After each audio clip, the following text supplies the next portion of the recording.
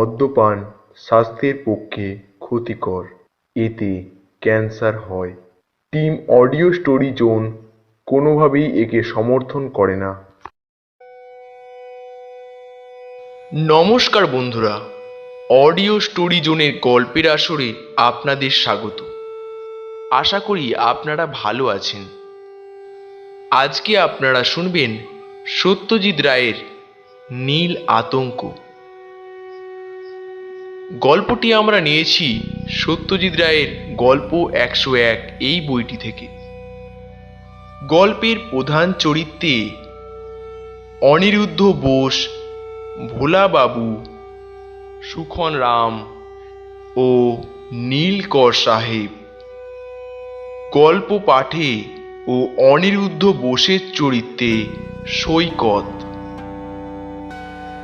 নীলকর সাহেব ও আরও বিভিন্ন চরিত্রে সুজয়।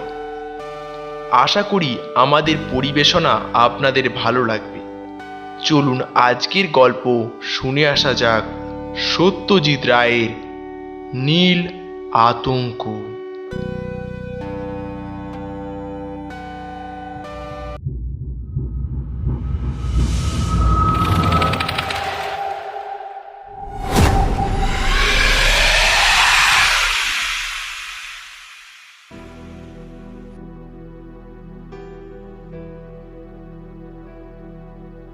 আমার নাম অনিরুদ্ধ বোস।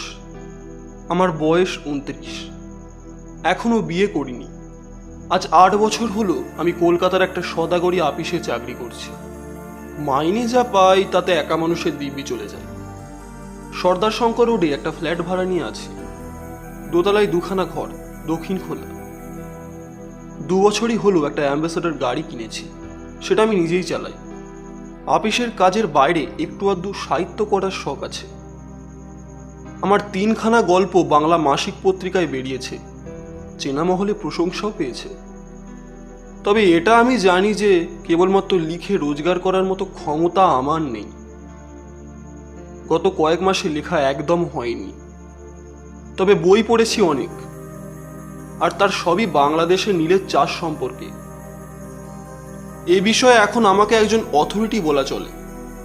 কবে সাহেবরা এসে আমাদের দেশে প্রথম নীলের চাষ শুরু করলো, আমাদের গ্রামের লোকেদের ওপর তারা কীরকম অত্যাচার করত, কিভাবে নীল বিদ্রোহ হলো, আর সব শেষে কিভাবে জার্মানি কৃত্রিম উপায়ে নীল তৈরি করার ফলে এদেশ থেকে নীলের পাট উঠে গেল, এ সবই এখন আমার নখদর্পণে। যে সাংঘাতিক অভিজ্ঞতার ফলে আমার মনে নীল সম্পর্কে কৌতূহল জাগলো, সেটা বলার জন্যই আজ লিখতে বসেছি। এখানে আগে আমার ছেলেবেলার কথা একটু বলা দরকার।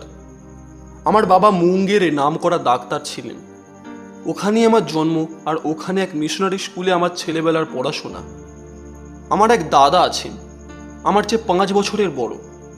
তিনি বিলেতে গিয়ে ডাক্তারি পাশ করে লন্ডনের কাছেই গোল্ডার্স গ্রিন বলে একটা জায়গায় হাসপাতালের সঙ্গে যুক্ত হয়ে কাজ করছেন। দেশে ফেরার বিশেষ ইচ্ছে আছে বলে মনে হয় না। আমার যখন 16 বছর বয়স তখন বাবা মারা যান। তার কয়েক মাস পরেই আমি মাকে নিয়ে কলকাতায় এসে আমার বড় মামার বাড়িতে উঠি। মামা বাড়িতে থেকেই আমি সেন্ট জেভিয়ার্সে বিএ পাশ করি।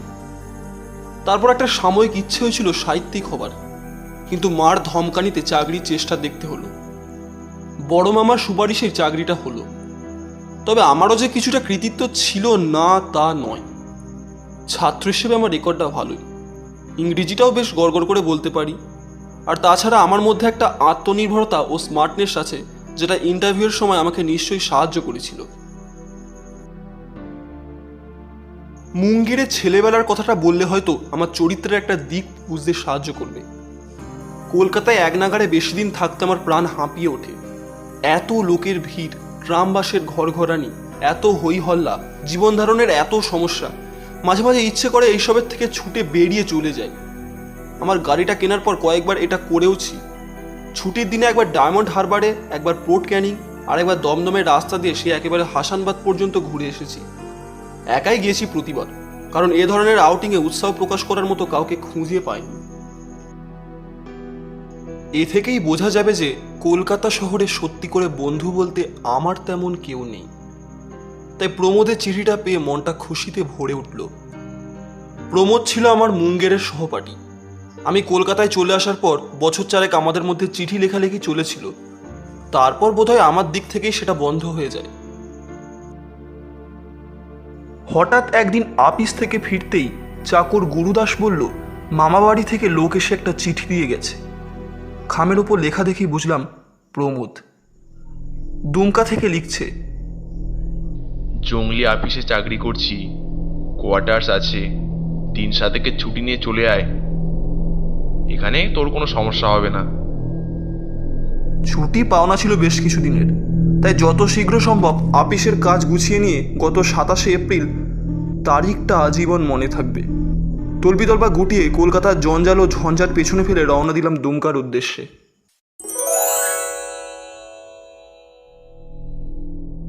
প্রমোদ অবশ্যই মোটর যোগে দুমকা যাওয়ার কথা একবারও বলেনি।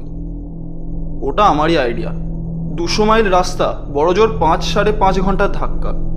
10টার মধ্যে ভাত খেয়ে বেরিয়ে পড়ব, দিনের আলো থাকতে থাকতে পৌঁছে যাব, এই ছিল মতলব। কাজের বেলা গোড়াতেই একটা হোঁচট খেতে হলো।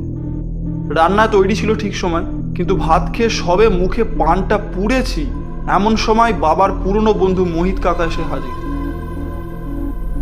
একে ভারভার্তিক লোক, তার উপর প্রায় 10 বছর পরে দেখা। মুখ ফুটে কিছুতেই বলতে পারলাম না আমার তাড়া আছে। ভদ্রলোককে চা খাওয়াতে হলো, তারপর ঝাড়া 1 ঘন্টা ধরে তার সুখ দুঃখের কাহিনী শুনতে হলো। মোহিত কাকাকে বিদায় দিয়ে গাড়িতে মাল তুলে যখন নিজে উঠতে যাচ্ছি, তখন দেখি আমার 1 তলার ভাড়াটে ভোলাবাবু তার 4 বছরের ছেলে পিন্টুর হাত ধরে কোত্থেকে যেন বাড়ি ফিরছেন। আমায় দেখে বললেন, একা একা কোথায় পাড়ি দিচ্ছেন? আমার উত্তর শুনে ভদ্রলোক একটু উদ্বিগ্নভাবেই বললেন, এতটা পথ একা যাবেন? অন্তত এই ট্রিপটার জন্য একটা ড্রাইভারের বন্দোবস্ত করলে হতো না? আমি বললাম, চালক হিসেবে আমি খুব হুঁশিয়ার, আর আমার যত্নের ফলে গাড়িটাও প্রায় নতুনই রয়েছে, তাই ভাবনার কিছু নেই। ভদ্রলোক বেস্ট অফ লাক বলে ছেলের হাত ধরে বাড়ির ভিতরে ঢুকে পড়লেন। গাড়িতে স্টার্ট দেবার আগে হাত ঘড়ির দিকে চেয়ে দেখি 11:45। হাওড়া দিয়ে না গিয়ে বালি ব্রিজের রাস্তা নেওয়া সত্ত্বেও চন্দননগর পৌঁছতেই লাগলো 1.5 ঘন্টা। এই 30টা মাইল পেরোতে এত ঝক্কি, রাস্তা এত বাজি ও আনরোম্যান্টিক যে মোটর যাত্রার প্রায় 16 আনা উৎসাহ উবে গেল। কিন্তু তার ঠিক পরেই শহর পেছনে ফেলে গাড়ি যখন ছোটে মাঠের মধ্যে দিয়ে, তখন সেটা কাজ করে একেবারে ম্যাজিকের মতো। মন তখন বলে, এর জন্যই তো আশা। কোথায় ছিল একদিন এই চিমনির ধোঁয়া, বর্জিত মসৃণ আকাশ, এই মাটির গন্ধ মেশানো মন মাতানো বিশুদ্ধ মিঠো বাতাস। 1:30 নাগাদ যখন বর্ধমানের কাছাকাছি পৌঁছেছি, তখন পেটে একটা খিদের ভাব অনুভব করলাম। সঙ্গে কমলালেবু আছে, ফ্লাক্সে গরম চাও আছে, কিন্তু মন চাইছে অন্য কিছু। রাস্তার পাশেই স্টেশন। গাড়ি থামিয়ে রেস্টুরেন্টে গিয়ে 2টো টোস্ট, একটা অমলেট ও একটা পেয়ালা কফি খেয়ে আবার রওনা দিলাম। পথ বাকি এখনো 130 মাইল। বর্ধমান থেকে 25 মাইল গিয়ে পানাগড় পড়ে। সেখান থেকে গ্র্যান্ড ট্যাঙ্ক রোড ছেড়ে ইলামবাজারের রাস্তা নিতে হবে। ইলামবাজার থেকে শিউড়ি হয়ে ম্যাসেঞ্জর পেরিয়ে দুমকা। পানাগড়ের মিলিটারি ক্যাম্পগুলো সবে দৃষ্টিগোচর হয়েছে এমন সময় আমার গাড়ির পেছনের দিকে থেকে একটা বেলুন ফাটার মতো শব্দ হলো, আর সেই সঙ্গে গাড়িটা একপাশে একটু কেদরে গেল। কারণ অবশ্যই সহজেই বোধগম্য। গাড়ি থেকে নেমে সামনের দিকে চেয়ে বুঝতে পারলাম শহর এখনো কয়েক মাইল দূরে। কাছাকাছির মধ্যে মেরামতির দোকানের আশাটা মন থেকে মুছে ফেলতে হলো। সঙ্গে যে স্টেপনি ছিল না তা নয়, আর জ্যাক দিয়ে গাড়ি তুলে ফাটা টায়ার খুলে ফেলে তার জায়গায় নতুন টায়ার পরানো আমার অসাধ্য কিছু নয়। তবু এক্ষেত্রে পরিশ্রম এড়ানোর ইচ্ছেটা অস্বাভাবিক নয়।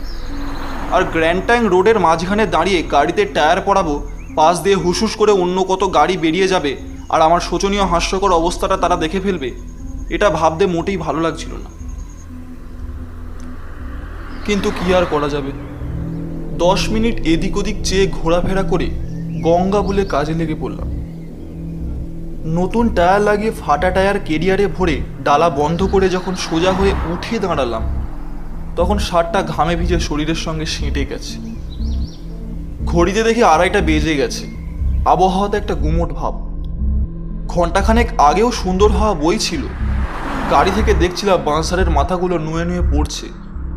এখন চারিদিক থমথমে। গাড়িতে ওঠার সময় পশ্চিমের আকাশের নিচের দিকে দূরের গাছপালার মাথার একটা কালচে নীলের আভাস লক্ষ্য করলাম। মেঘ, ঝড়ের মেঘ কি কাল বৈশাখী? ভেবে লাভ নেই, স্পিডোমিটারের কাঁটা আরো চড়াতে হবে। ফ্লাক্সটা খুলে খানিকটা গরম চা মুখে ঢেলে আবার রওনা দিলাম।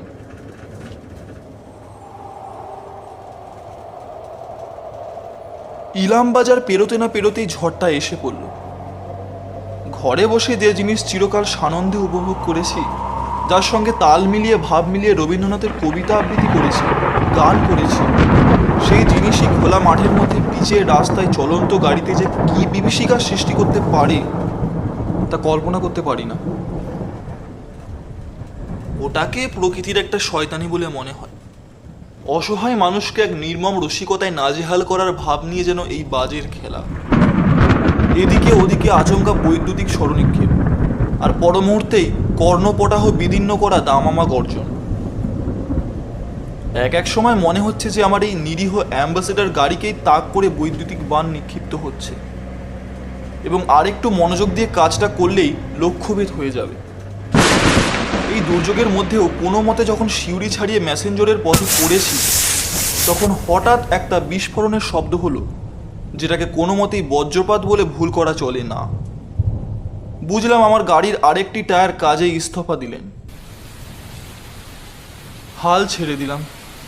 মুষলধারে বৃষ্টি শুরু হয়েছে। ঘড়িতে 5:30। গত 20 মাইল স্পিডোমিটারের কাঁটাকে 15 থেকে 25-এর মধ্যে রাখতে হয়েছে, না হলে এতক্ষণ ম্যাসেঞ্জর ছাড়িয়ে যাওয়ার কথা। কোথায় এসে পৌঁছলাম? সামনের দিকে চেয়ে কিছুই বোঝার উপায় নেই।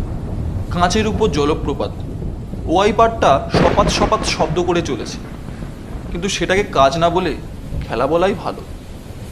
নিয়ম মতো এপ্রিল মাসে এখনো সূর্যের আলো থাকার কথা, কিন্তু ভাব দেখে মনে হয় রাত হলো বলে। আমার ডান পাশের দরজাটা একটু ফাঁক করে বাইরের দিকে চাইলাম। যা দেখলাম তাতে মনে হলো কাছাকাছির মধ্যে ঘনবসতি না থাকলেও দু একটা পাকা বাড়ি যেন গাছপালার ফাঁক দিয়ে দেখা যাচ্ছে।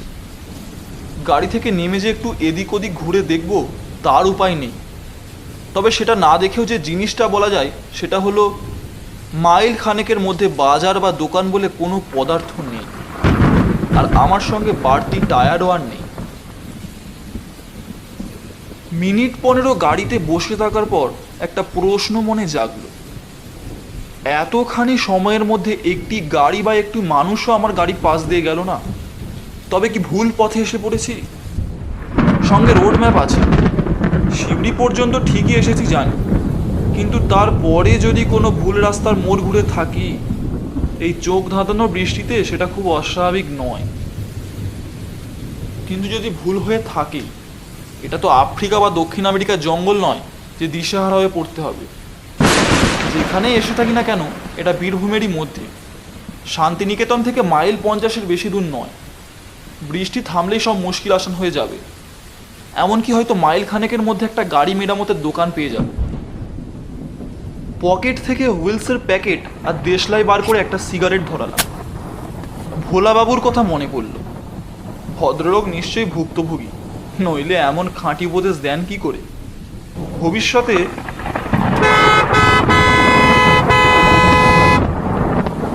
একটা তন্দ্রার ভাব এসে গিয়েছিল। হর্নের শব্দে সজাগ হয়ে উঠে বসলাম। বৃষ্টিটা একটু ধরেছে, তবে অন্ধকার গাঢ়তর। পিছন ফিরে দেখে একটা লরি এসে দাঁড়িয়েছে। হর্ন দিচ্ছে কেন? আমি কি রাস্তার পুরোটা দখল করে আছি নাকি? দরজা খুলে নেমে দেখি লরির দোষ নেই। টায়ার ফাটার সময় গাড়িটা খানিকটা ঘুরে গিয়ে রাস্তার পুরোটা না হলেও প্রায় আধখানা আটকে রেখেছি। লরি যাবার জায়গা নেই। गाड़ी साइड कीजिए, साइड कीजिए। আমার অসহায় ভাব দেখেই বোধহয় পাঞ্জাবি ড্রাইভারটি নেমে এলে। क्या हुआ, पंचर? আমি ফরাসি কায়দায় কাঁধ দুটোকে একটু উঁচিয়ে আমার শোচনীয় অবস্থা বুঝিয়ে দিলাম।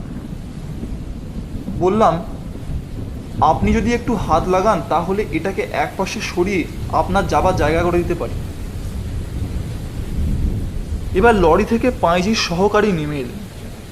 তিনজনে ঠেলে স্টিয়ারিং ঘুরিয়ে গাড়িটাকে একপাশে করে দিলাম।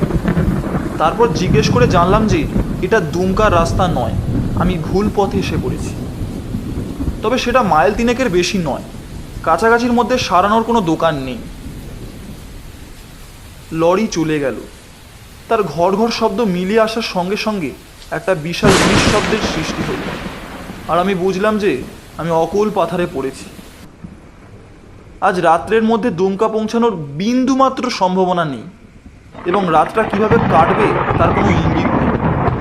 আশপাশের ডোবা থেকে ব্যাঙের কোরাস আরম্ভ হয়েছে। বৃষ্টিটা কমের দিকে। অন্য সময় হলে মাটির সোঁদা গন্ধে মনটা মেতে উঠত, কিন্তু এ অবস্থায় নয়। আবার গাড়িতে উঠলাম, কিন্তু তাতেই বা কি লাভ? হাত পা ছড়িয়ে আরাম করার পক্ষে অ্যাম্বাসেডার গাড়ির মতো অনুপযুক্ত আর কিছু আছে কি? বোধহয় না। আরেকটা সিগারেট ধরাতে যাব, এমন সময় হঠাৎ পাশের জানালা দিয়ে একটা ক্ষীণ আলো এসে স্টিয়ারিং হুইলটার উপর পড়ল। আবার দরজা খুলে গলা বাড়িয়ে দেখি গাছের ফাঁক দিয়ে একটা আলোর চতুষ্কোণ দেখা যাচ্ছে। বোধহয় জানালা। ধোঁয়ার কারণ আগুন, কেরোসিনের আলোর কারণ মানুষ। কাছাকাছি বাড়ি আছে এবং তাতে মানুষও আছে। টর্চটা নিয়ে গাড়ি থেকে নেমে পড়লাম। আলোর দূরত্ব বেশি নয়, আমার উচিত এগিয়ে গিয়ে অনুসন্ধান করা। একটা রাস্তাও রয়েছে, অপরিসর পথ। সেটা বোধহয় আলোরই দিক থেকে। আমি যে রাস্তায় আছি সেটাই এসে পড়েছে। পথের দুপাশে গাছপালার বন, তলার দিকে আগাছার জঙ্গল। কুছ পরোয়া নেই। গাড়ির দরজা লক করে রওনা দিলাম। যতদূর সম্ভব খানাখন্দ বাঁচিয়ে জলকাদার মধ্যে দিয়ে ছপাত ছপাত করে খানিক দূর হেঁটে একটা তেঁতুল গাছ পেরোতেই বাড়িটা চোখে পড়ল। বাড়ি বলা ভুল হবে, একখানা কি দেড়খানা ইটের ঘরের ওপর একটি টিনের চালা।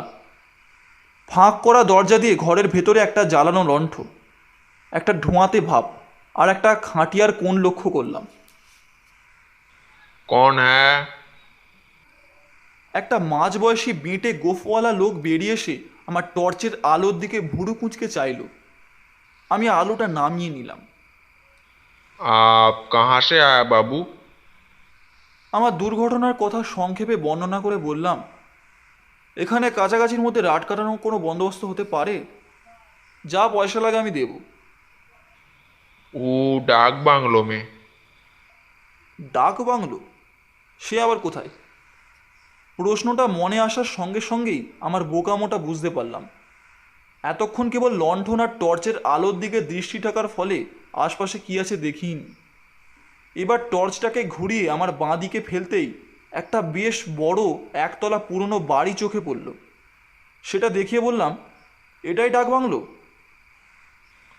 हाँ बाबू, लेकिन बिस्तर बुस्तर कुछ भी नहीं है, खाना भी नहीं मिलेगा। বিছানা আমার সঙ্গে আছে, খাট হবে তো? खटिया होगा। আর তোমার ঘরে তো উনুন ধরিয়েছো দেখছি, তুমি নিজে খাবে নিশ্চয়ই। লোকটা হেসে ফেলল। তার হাতের সেঁকা মোটা রুটি আর তার বউয়ের রান্না উড়ুৎকা ডাল কি আমার চলবে? বললাম, খুব চলবে। সব রকম রুটি আমার চলে, আর উড়ুৎকা ডাল তো আমার অতি প্রিয় খাদ্য। এককালে কি ছিল জানি না, এখন নামেই ডাক বাংলো। তবে পুরনো সাহেবি আমলের বাড়ি, তাই ঘরের সাইজ বড় আর সিলিংটাও পেল্লাই উঁচু। আসবাব বলতে একটি পুরনো নিয়ারের খাট, একপাশে একটা টেবিল, আর তার সামনে হাতল ভাঙা একটা চেয়ার। চৌকিদার আমার জন্য একটা লণ্ঠন জ্বালিয়ে এনে টেবিলের ওপর রাখলো। বললাম, তোমার নাম কি হে? সুখনরাম বাবুজি। এ বাংলায় লোকজন কোনো কালে এসেছে, না আমি প্রথম? সুখন রামের রসবোধ আছে। সে হেসে ফেলল। বললাম, ভূত টুত নেই তো? আরে রাম রাম, কত লোকই তো এসে থেকে গেছে, কই এমন অপবাদ তো কেউ দেয়নি। এ কথায় একটু যে আশ্বস্ত হইনি তা বলতে পারি না। ভূতে বিশ্বাস করি বা না করি, এটুকু অন্তত জানি যে যদি ভূত থাকেই এ বাংলোতে, তাহলে সে সব সময় থাকবে, আর না থাকলে কোনো সময় থাকবে না। বললাম, এটা কদিনের পুরনো বাড়ি? সুখন আমার বেডিং খুলে দিতে দিতে বলল, पहले ये नील कुटी था। एक नील का फैक्ट्री अभी भी है नजदीक में। उसका एक चिमनी अभी भी खड़ा है और सब टूट गया। এই অঞ্চলে যে এককালে নীলের চাষ হতো সেটা জানতাম। মুঙ্গেরের আশপাশেও ছেলেবেলায় পুরনো ভাঙা নীলকুঠি দেখেছি। সুখনের তৈরি রুটি আর কলাইয়ের ডাল খেয়ে নেয়ারের খাটে বিছানা পেতে যখন শুলাম তখন রাত 10:30। প্রমোদকে আজ বিকেলে পৌঁছাবো বলে টেলিগ্রাম করেছিলাম। ও একটু চিন্তিত হবে অবশ্যই, কিন্তু সে নিয়ে ভেবে লাভ নেই। একটা আস্তানা যে পেয়েছি এবং বেশ সহজেই পেয়েছি, সেটা কম ভাগ্যের কথা নয়। ভবিষ্যতে ভোলাবাবুর উপদেশ মেনে চলব, উচিত শিক্ষা হয়েছে আমার। তবে এটাও ঠিক যে এমনি শেখার চেয়ে ঠকে শেখার দাম অনেক বেশি। লণ্ঠনটা পাশের বাথরুমে রেখে এসেছি।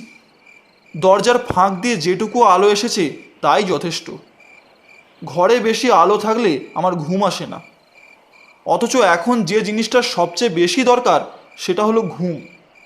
গাড়ি থেকে জিনিসপত্র সব বার করে নিয়ে সেটা লক করে এসেছি, বলাই বাহুল্য।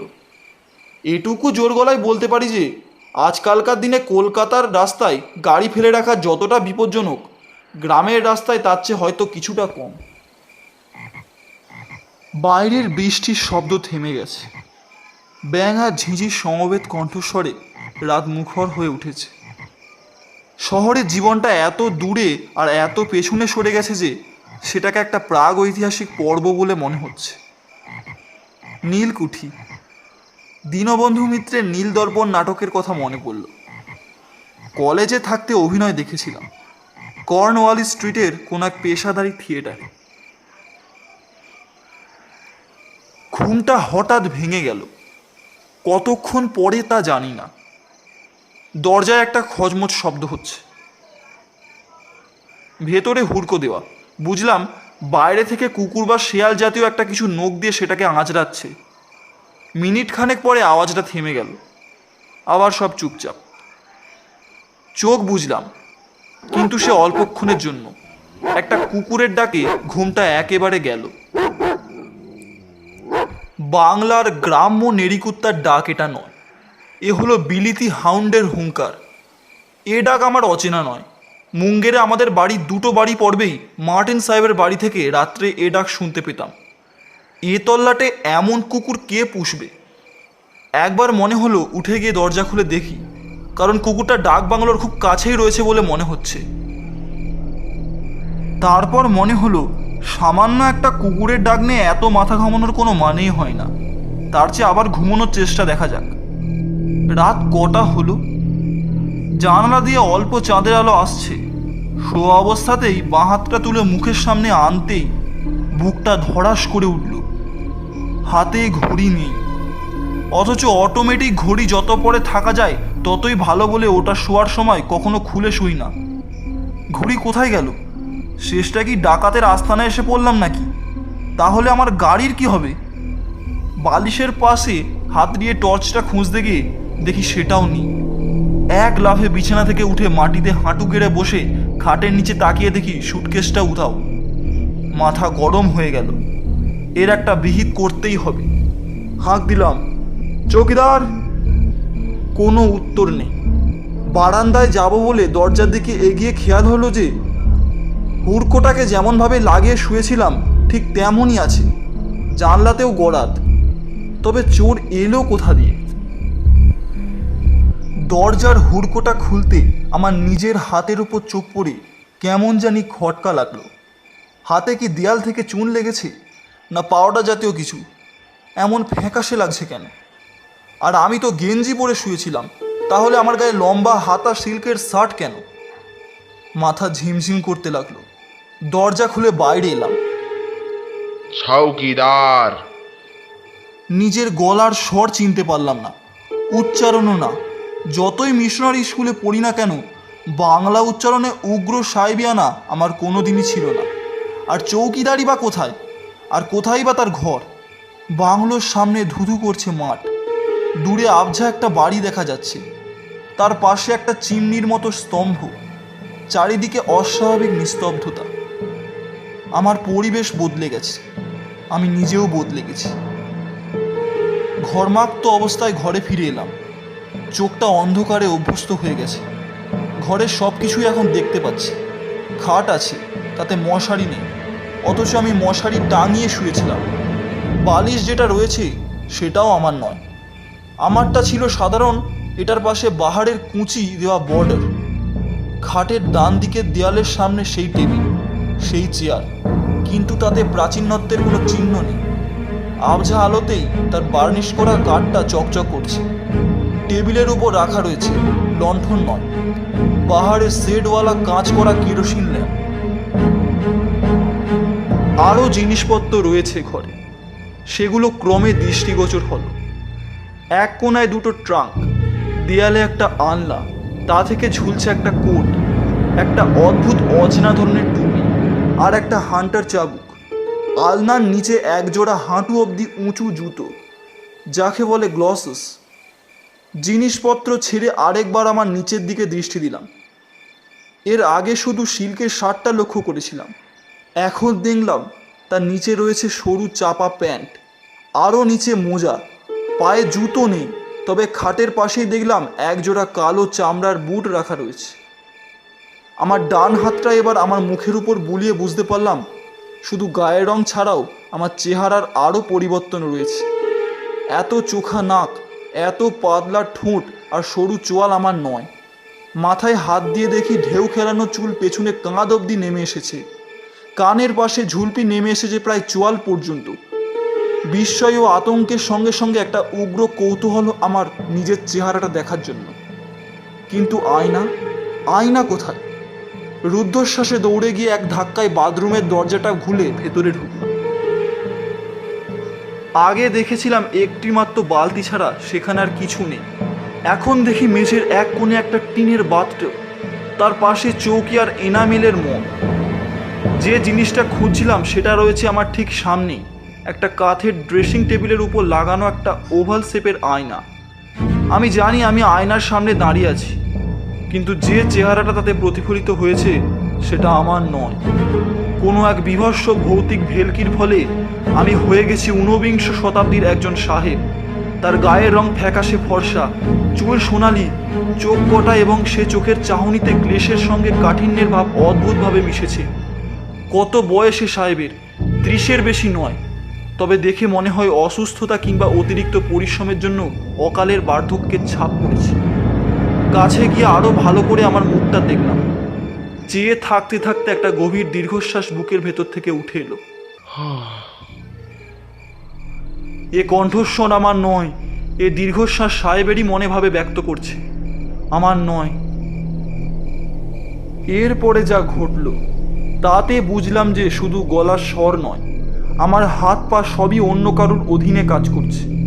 কিন্তু আশ্চর্য এই যে আমি অনিরুদ্ধ বোস, যে বদলে গেছি সে জ্ঞানটা আমার আছে, অথচ এই পরিবর্তনটা ক্ষণস্থায়ী না চিরস্থায়ী, এ থেকে নিজের অবস্থায় ফিরে আসার কোনো উপায় আছে কি না তা আমার জানা নেই। বাথরুম থেকে শোয়ার ঘরে ফিরে এলাম। আবার রাইটিং টেবিলের দিকে চোখ পড়ল। ল্যাম্পটা এখন জ্বলছে। ল্যাম্পের নিচে খোলা অবস্থায় একটা চামড়া দিয়ে বাঁধানো খাতা, তার পাশে একটা দোয়াতে দোবানো রয়েছে একটা খাগের কলম। টেবিলের দিকে এগিয়ে গেলাম। খাতার খোলা পাতায় কিছু লেখা হয়নি। কোনো এক অদৃশ্য শক্তি আমাকে চেয়ারে বসিয়ে দোয়াত থেকে কলমটা আমার ডান হাত দিয়ে তুলিয়ে দিল। সে হাত এবার বাঁ দিকে সাদা পাতার দিকে অগ্রসর হলো। ঘরের নিস্তব্ধতা ভেদ করে খসখস করে শব্দ করে খাগের কলম লিখে চলল। 27 এপ্রিল 1868। কানের কাছে আবার সেই রাক্ষসী মশার বিনিবুনি আরম্ভ হয়েছে। শেষটায় এই সামান্য একটা পোকার হাতে আমার মতো জাদরেল ব্রিটিশারকে পরাহত হতে হলো। ভগবানেরই কেমন বিধি। এরিক পালিয়েছে, পার্সি আর টনিকেও আগেই ভেগেছে। আমার বোধ হয় এদের চেয়ে বেশি টাকার লোক। তাই বারবার ম্যালেরিয়ার আক্রমণ সত্ত্বেও নীলের মোহ কাটাতে পারিনি। শুধু তাই নয়, ডায়েরিতে মিথ্যে বলা পাপ, আর একটা কারণও আছে অবশ্য। আমার দেশের লোক আমাকে হাড়ে হাড়ে চেনে। সেখানে থাকতেও তো কম কুকীর্তি করিনি, আর তারা সে কথা ভুলেও নি। তাই ইংল্যান্ডে ফিরে যাওয়ার সাহস আমার নেই। বুঝতে পারছি এখানেই থাকতে হবে, আর এখানেই মরতে হবে। মেরি আর আমার 3 বছরের শিশু সন্তান টবির কবরের পাশেই আমার স্থান হবে। এত অত্যাচার করেছি এখানকার স্থানীয় নেটিভদের ওপর যে আমার মৃত্যুতে চোখে জল ফেলার মতো একটিও লোক নেই এখানে। এক যদি মির্জান কাঁদে, আমার বিশ্বস্ত অনুগত বেয়ারা মির্জান, আর রেক্স। আসল ভাবনা তো রেক্সকে নিয়েই।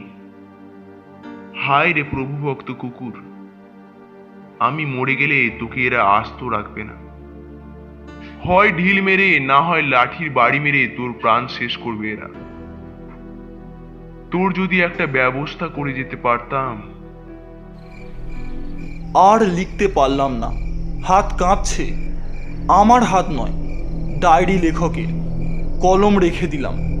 এবার আমার ডান হাতটা টেবিলের উপর থেকে নেমে কোলের কাছে এসে ডান দিকে গেল একটা দেরাজের হাতল। হাতের টানে দেরাজ খুলে গেল।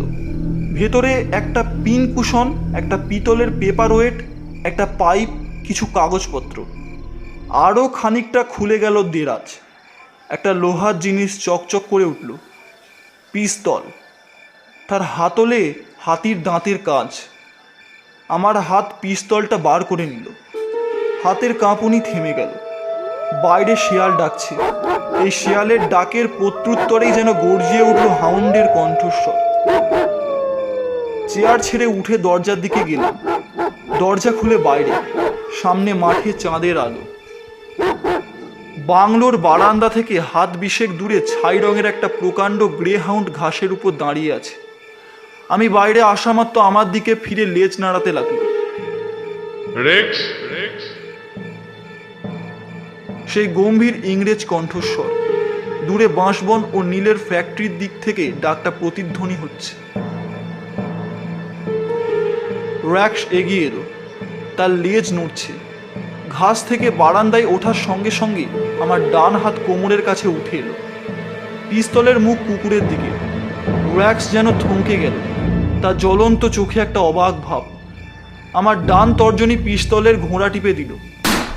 বিস্ফোরণের সঙ্গে একটা চোখ ঝলসানো আলো, একটা ধোঁয়ার চারিদিকে ছড়িয়ে পড়া বারুদের গন্ধ। র্যাক্সের দেহ সামনের অংশ বারান্দার উপর ও পিছনটা ঘাসের উপর এলিয়ে পড়েছে। পিস্তলের শব্দ শুনে কাক ডেকে উঠেছে দূরের গাছপালা থেকে। ফ্যাক্টরির দিক থেকে কিছু লোক যেন ছুটে আসছে বাংলোর দিকে। ঘরে ফিরে এসে দরজায় হুড়কো লাগিয়ে খাটের উপর এসে বসলাম। বাইরে লোকের গোলমাল এগিয়ে আসছে। পিস্তলের নলটা আমার কানের পাশে ঠেকাতে বুঝলাম সেটা বেশ গরম। তারপর আর কিছু জানি না।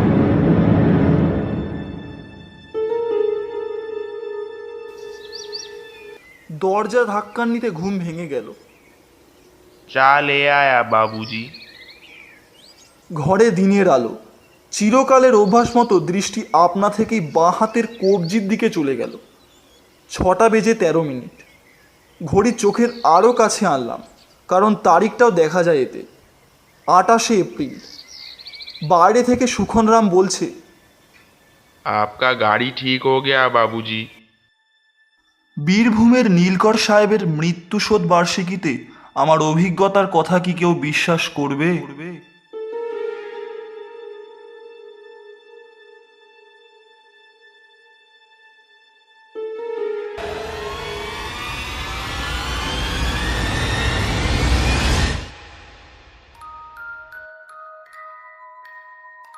এতক্ষণ শুনলেন আজকের গল্প সত্যজিৎ রায়ের নীল আতঙ্ক। গল্পটি আপনাদের কেমন লাগলো অবশ্যই কমেন্টে জানাবেন, এবং আমাদের পরিবেশনা যদি আপনাদের ভালো লেগে থাকে অবশ্যই আমাদের চ্যানেলটি সাবস্ক্রাইব করে আমাদের পাশে থাকবেন। ধন্যবাদ।